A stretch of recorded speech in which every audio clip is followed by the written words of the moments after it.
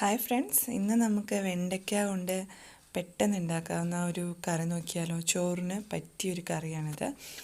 അപ്പോൾ നമുക്കിത് ഇന്നിപ്പോൾ കറി എന്താ വെക്കേണ്ടതെന്നൊക്കെ ചിന്തിച്ചിങ്ങനെ കൺഫ്യൂഷനായിട്ടിരിക്കുന്ന ദിവസം പെട്ടെന്ന് ചെയ്തെടുക്കാൻ പറ്റുന്ന ടേസ്റ്റി ആയ ഒരു കറിയാണ്. അപ്പോൾ നമുക്ക് നോക്കാം. അതിന് വേണ്ടിയിട്ട് ആദ്യം ഞാനിവിടെ ഒരു 6-7 വെണ്ടയ്ക്ക സാധാരണ നമ്മൾ സാമ്പാറിനൊക്കെ അരിയുന്ന പോലെ അരിഞ്ഞെടുത്തിട്ടുണ്ട്. പിന്നെ 2 സവാള നീളത്തിൽ അരിഞ്ഞത്. പിന്നെ നമുക്ക് വേണ്ടത് തക്കാളിയാണ്. തക്കാളിയും സവാളയും നീളത്തിൽ തന്നെ അരിഞ്ഞെടുക്കണം. നമ്മൾ കറികൾക്കൊക്കെ എടുക്കുന്ന പോലെ തന്നെ കുറച്ച് നൈസായിട്ട് അരിഞ്ഞെടുക്കുക. തക്കാളി അതുപോലെ തന്നെ നീളത്തിൽ മുറിച്ചെടുക്കുക. ഞാനിപ്പോൾ ഇവിടെ 2 തക്കാളിയും 2 സവാളയാണ് എടുത്തിരിക്കുന്നത്. ഇനി നമുക്ക് അരപ്പിനുള്ള തേങ്ങ, 1 കപ്പ് തേങ്ങ മിക്സിയിലേക്ക് ഇട്ട് കൊടുക്കാം. പിന്നെ ഒരു 5-8 ചെറിയ ഉള്ളി,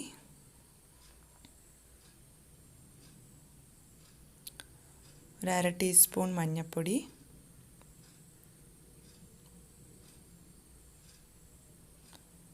ഒരു ടീസ്പൂൺ മുളക് പൊടി,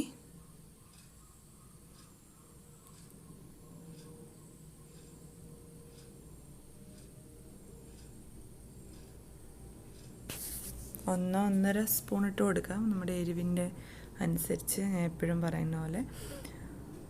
ഇനി നമുക്ക് നന്നായിട്ട് ഒന്ന് അരച്ചെടുക്കാം. അതിന് മുമ്പായിട്ട് നമുക്കിതിലേക്ക് വെള്ളത്തിൻ്റെ പകരം പുളി പിഴിഞ്ഞ്, നമ്മൾ സാധാരണ വളംപുളി ഉണ്ടല്ലോ, വെള്ളത്തിലിട്ട് ഒന്ന് പിഴിഞ്ഞ് അത് ഒഴിച്ചു കൊടുക്കാം. എന്നിട്ട് വെള്ളം കുറവാണെങ്കിൽ മാത്രം വെള്ളം ചേർത്ത് അരച്ചാൽ മതി, അല്ലെങ്കിൽ ഇത് തന്നെ നമുക്ക് അരച്ചെടുക്കാം. അത് മറന്നു പോകരുത്. പ്രത്യേകം പുളി പിഴിഞ്ഞോ അതിലേക്ക് ഒഴിച്ചാണ് നമ്മൾ അരച്ചെടുക്കണേ. ഇനി നമുക്കൊരു ചട്ടി, ഇത് ചട്ടിയിൽ ഉണ്ടാക്കുന്നതാണ് നല്ല ടേസ്റ്റ്. കാരണം ഇതൊരു മീൻകറി പോലത്തെ കറിയാണ്, സെയിം ടേസ്റ്റ് തോന്നുന്നത്. അപ്പോൾ നമുക്ക് ചട്ടിയിലാകുമ്പോൾ കൂടുതൽ ടേസ്റ്റി ആയിരിക്കും. അപ്പോൾ നമുക്ക് കുറച്ച് വെളിച്ചെണ്ണ ഒഴിച്ചു കൊടുക്കാം. വെളിച്ചെണ്ണ ചൂടായി വരുമ്പോൾ ഉലുവ ഇട്ട് കൊടുക്കുക, ഒരു 1/4 ടീസ്പൂൺ ഉലുവ.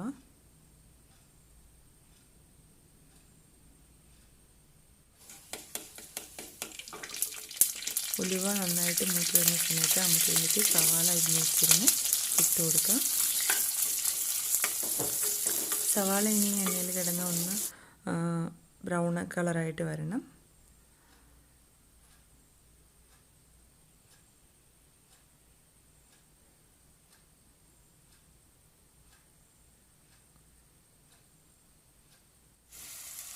നമുക്കിതിലേക്ക് അരിഞ്ഞ് വെച്ചിരിക്കുന്ന വെണ്ടയ്ക്ക ചേർത്ത് കൊടുക്കാം.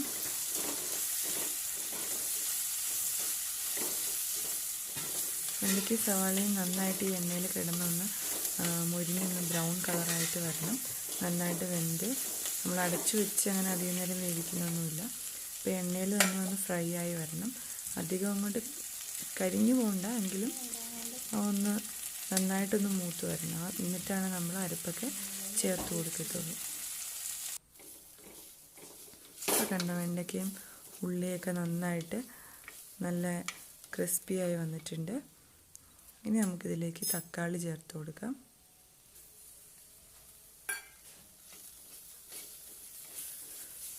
തക്കാളി ചേർത്ത് കൊടുത്ത് നന്നായിട്ടൊന്ന് ഇളക്കിയ ശേഷം നമുക്കൊരു 5 മിനിറ്റ് അടച്ചു വയ്ക്കാം. തക്കാളി ഒന്ന് വെന്തലിയുന്നോടം വരെ നമുക്കൊന്ന് അടച്ചു വെച്ച് വേവിക്കാം.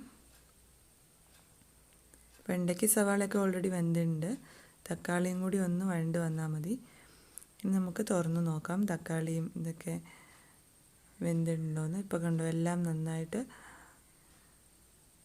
കുക്കായിട്ടുണ്ട്. ഇനി നമുക്കിതിലേക്ക് അരപ്പ് ചേർത്ത് കൊടുക്കാം.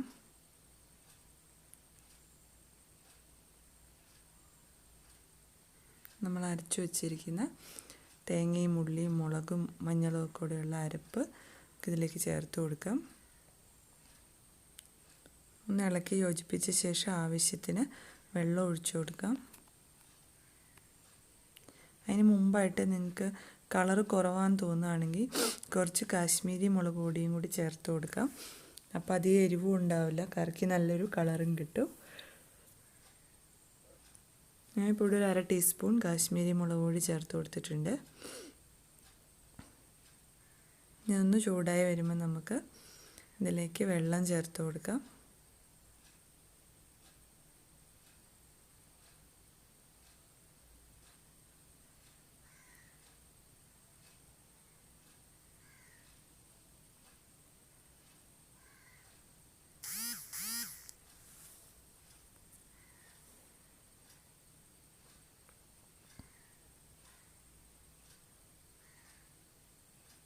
ഇപ്പം നമ്മുടെ കറി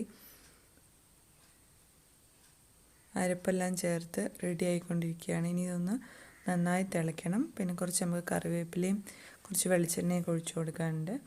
കറിവേപ്പിലയൊക്കെ ഇട്ട് കൊടുക്കണം. അന്നേരം നമ്മുടെ കറി റെഡിയാണ്. ഇനി ഇതൊന്ന് തിളയ്ക്കട്ടെ. അതിന് മുമ്പ് ഉപ്പ് നോക്കിയ ശേഷം ഉപ്പ് കറക്റ്റ് പാകത്തിനുള്ള ചേർത്ത് കൊടുക്കാം നമുക്ക് ഈ സമയത്ത്.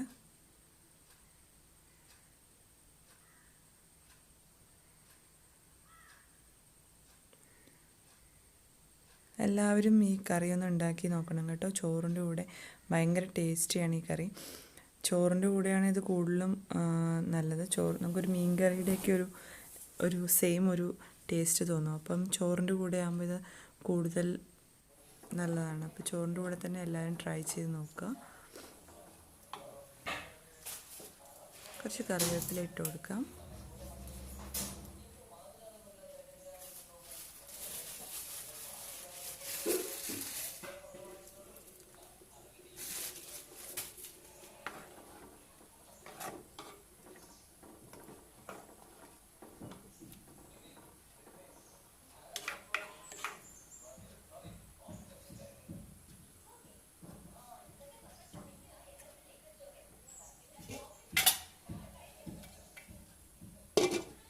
ഞാൻ അടച്ചു വയ്ക്കാം.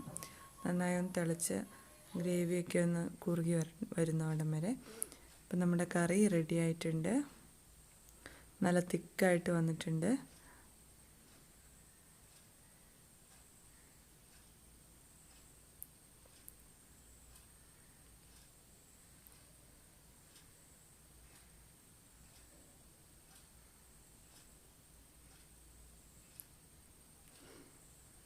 നമുക്കിതിലേക്ക് കുറച്ച് വെളിച്ചെണ്ണ ഒഴിച്ചു കൊടുക്കാം.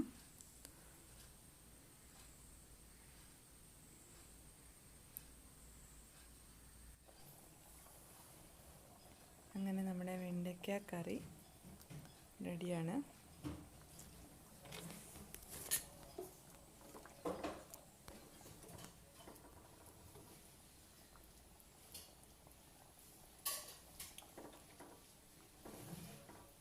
എല്ലാവരും ട്രൈ ചെയ്ത് നോക്കുമെന്ന് വിശ്വസിക്കുന്നു. നമുക്ക് വീണ്ടും ഒരു റെസിപ്പിയായി കാണാം. Bye bye.